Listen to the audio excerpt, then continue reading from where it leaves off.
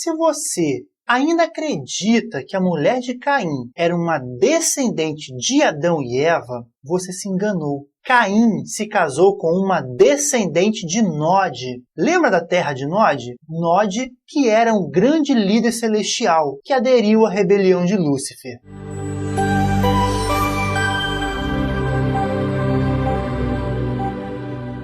Olá, meus irmãos e irmãs. Eu sou L.R. Malvoria e você está no canal que te levará além do véu. A história da Bíblia sobre a mulher que Caim encontrou logo depois que deixou o segundo jardim, ainda hoje é alvo de muitas especulações, onde a grande maioria dos evangélicos acreditam que Caim ficou lá sozinho durante anos, aguardando que alguma filha ou neta de Adão e Eva fosse enviada até ele. Vamos ser sinceros. Não, sério. Vê se você consegue imaginar Adão chamando uma de suas filhas e dizendo: olhe, minha filha, pegue suas roupas, junte bastante comida e água, porque hoje você partirá para o leste e vai procurar pelo meu filho Caim e vai ser a esposa dele. Aí ela responderia: tá, pai, mas como eu vou saber quem é Caim? Minha filhinha, você vai para o leste, vai procurar um homem lá. Lá só tem um homem, que é meu filho Caim, é o único. Quando você encontrá-lo, você se casa com ele e vai ter seus filhos com ele. Os criadores da Bíblia tinham que contar essa história, mas tentando omitir alguns fatos reais. Porém, eles se esqueceram de omitir uma palavrinha de 4 letras que faz toda uma diferença nas histórias da Bíblia. N-O-D-E.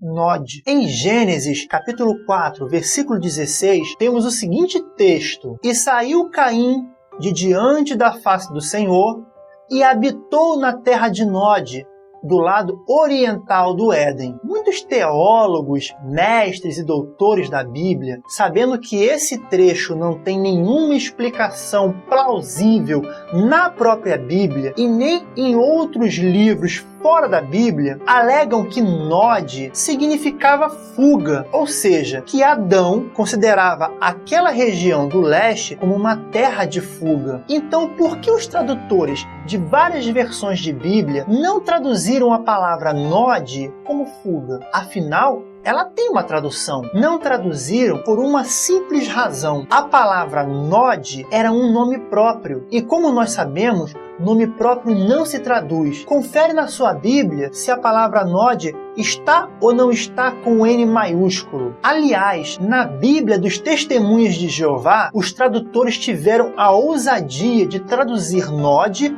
como fuga. Tá bom, Malvoria, mas por que eu deveria dar crédito ao que você está falando? É bem verdade que eu não tenho nenhum status de alto valor. Sou apenas mais uma pessoa na grande multidão. Porém, eu já estive aí no seu lugar. Aí mesmo sentado nesses mesmos bancos de igreja que você hoje senta para ouvir as histórias da Bíblia, e aprendi muito com elas. E o maior aprendizado que tive enquanto frequentava uma igreja foi que deveríamos sempre buscar mais de Deus, que deveríamos ir além, ao nível mais profundo de intimidade com o Senhor. E eu, verdadeiramente, saí do comodismo que a ideologia dominante me oferecia e acreditei nessas palavras. Depois dessa decisão, acabei percebendo que a Bíblia e as atuais igrejas de nosso planeta não me ofereciam um alimento espiritual suficiente para alcançar os meus objetivos. Foi então que eu comecei a frequentar a única igreja que o nosso Criador Jesus Cristo nos deixou, aquela que é a verdadeira moradia de Deus. Eu comecei a fechar os meus olhos e procurar Deus dentro de mim. E acabei encontrando um grande pastor que se chama Espírito da Verdade. Esse pastor não me pediu dízimo, não me deu cargos, nem cantou para me emocionar. Ele lutou silenciosamente e incansavelmente para retirar as grossas escamas que as religiões do mundo colocaram em minha visão. Mas infelizmente, o meu intelecto espiritual não foi capaz de alcançar a magnitude de seus ensinamentos. Foi então que ele sutilmente me guiou a um outro manual de fé, algo físico, palpável e de fácil acesso, um livro contendo o mesmo Evangelho de Cristo, só que relatado por uma outra ótica, a ótica dos seres celestiais que estavam presentes durante os acontecimentos históricos e principalmente religiosos de nosso mundo. E então, por acaso, o livro de Urântia me encontrou. E hoje eu lhe ofereço uma pequena oportunidade de ir além da religião e entender como Caim encontrou sua mulher e quem era esse tal de Nod, das terras de Nod, citado na Bíblia, lá em Gênesis capítulo 4, versículo 16. Como citei anteriormente, eis a explicação. Quando um príncipe planetário é enviado a um planeta, com ele vem um grande grupo de assessores, formado por cooperadores angelicais e uma hoste de outros seres celestiais designados para fazer progredir os interesses e promover o bem-estar das raças humanas. Desse grande grupo de cooperadores, haviam 100 que se destacavam, 50 femininos e 50 masculinos, e que foram formados por seres ascendentes rematerializados. Eu não disse reencarnados. Pessoas que foram como eu e você e que após sua vida mortal estavam seguindo suas carreiras de ascensão e que tinham como missão usar toda a sua experiência como humano para ajudar o príncipe planetário com o desenvolvimento da humanidade. Vale lembrar que nenhum desses 100 cooperadores tiveram suas vidas humanas aqui em Urântia. Todos os membros desse grupo de 100 eram excelentes líderes, com cargos de grande responsabilidade na administração da cidade fundada pelo príncipe, ao qual se chamava Dalamátia, e que ficava onde hoje é conhecido como Mediterrâneo. A cidade apresentava o melhor de tudo o que era edificado naqueles dias primitivos em termos de materiais de construção. A construção de casas e a arquitetura das cidades dos povos da vizinhança foram muito aperfeiçoadas pelo exemplo dado pela Dalamátia. O grau de cultura de um mundo é medido pela herança social dos seres nativos e a rapidez da sua expansão cultural é integralmente determinada pela capacidade dos seus habitantes de compreender as ideias novas e avançadas. Os 100 de Caligástia conheciam bem as artes e a cultura elevada do governo celestial de Jesus, mas esse conhecimento é quase sem valor em um planeta bárbaro, povoado por seres humanos primitivos. Os 100 estavam suficientemente prevenidos para não imprimirem transformações de modo súbito, nem a elevação em massa das raças primitivas daqueles dias. Eles compreendiam bem a evolução lenta das espécies humanas e se abstiveram sabiamente de qualquer tentativa radical de modificar o modo de vida humano na Terra. Os 100 nunca tentavam impor os hábitos e costumes de uma outra raça, ainda que superior. Eles trabalhavam sempre pacientemente para elevar e avançar os costumes já submetidos à prova do tempo em cada raça. A raça humana havia demorado muitos séculos para adquirir a pouca religião e a moral que tinham, e esses supra-homens eram por demais conscientes para tirar da humanidade esses poucos avanços, criando a confusão que sempre resultam quando seres esclarecidos e superiores têm a intenção de elevar raças atrasadas, dando-lhes ensinamentos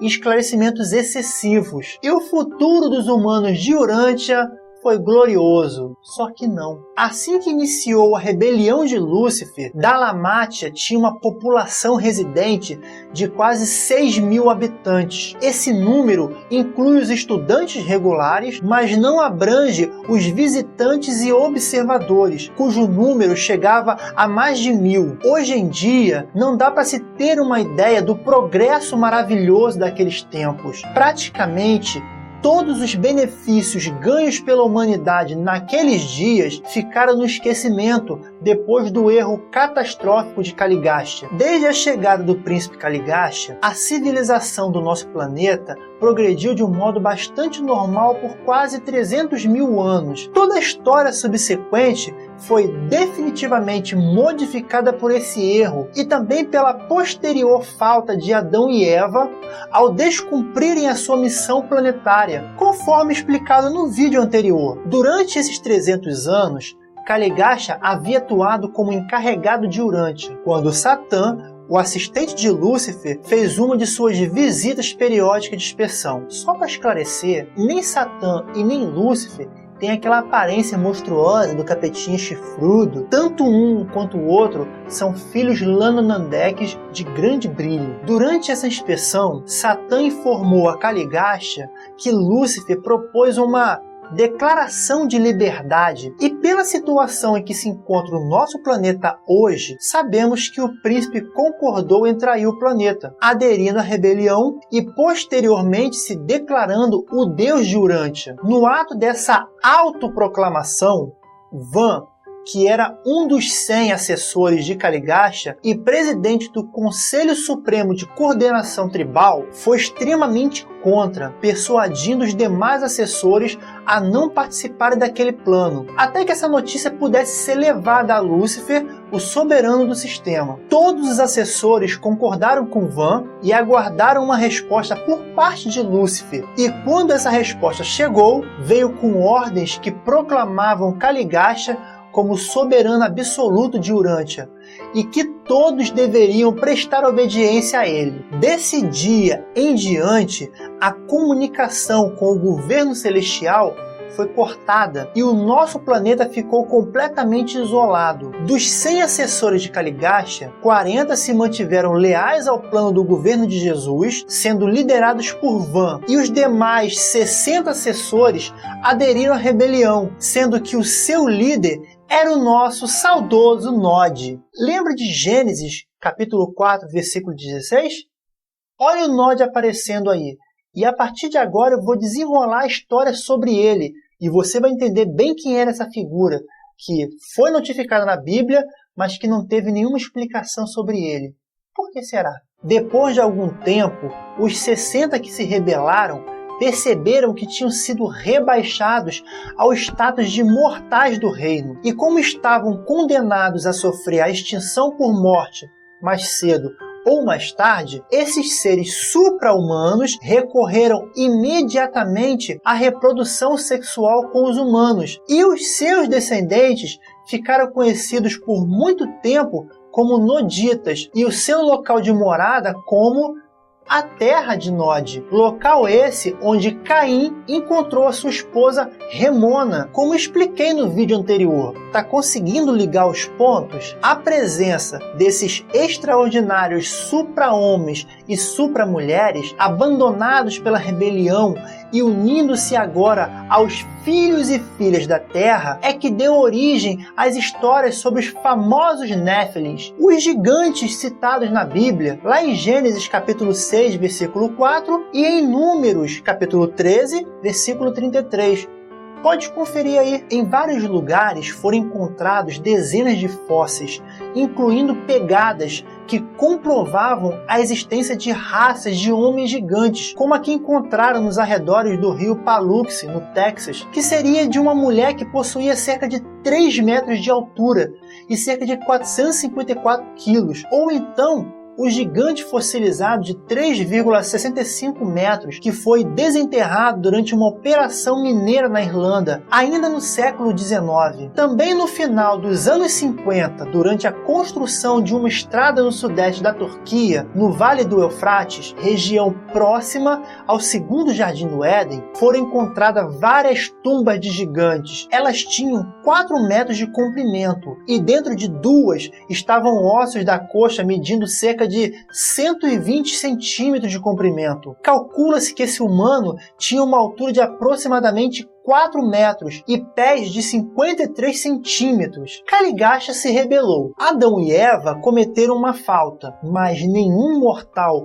que tenha nascido aqui em Urântia depois dessas faltas jamais sofreu algo na sua experiência espiritual pessoal por causa desses erros. Claro que todos pagamos um preço alto por viver aqui em Urântia, mas o bem-estar futuro das nossas almas nunca foi colocado em perigo em relação à sua eternidade. Nenhuma pessoa jamais é levada a sofrer por causa do pecado de outra pessoa. Os nossos heróis, Van, o Inquebrantável, e Amadon, o seu fiel assessor, permaneceram em Urântia até o tempo em que construíram o primeiro jardim do Éden para Adão e Eva. Van ficou como chefe titular de todas as personalidades supra-humanas funcionando no planeta. Eles foram sustentados durante mais de 150 mil anos pela técnica da árvore da vida, em conjunção com a ministração de vida dos Melquisedeques. Melquisedeque,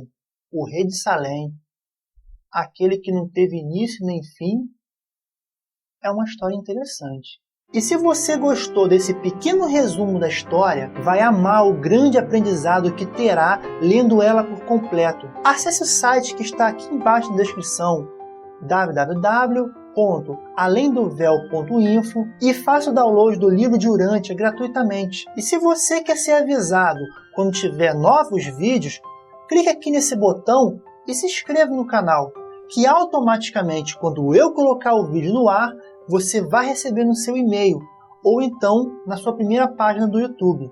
Ok? Muito obrigado por ter assistido esse vídeo, fique com Deus e até o próximo.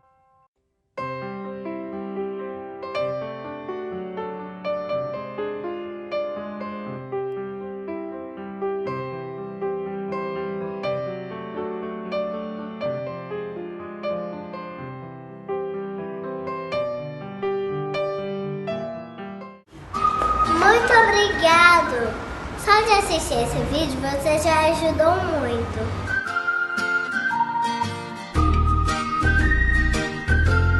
Agora manda pra todo mundo. Pra ver os outros vídeos é só entrar no site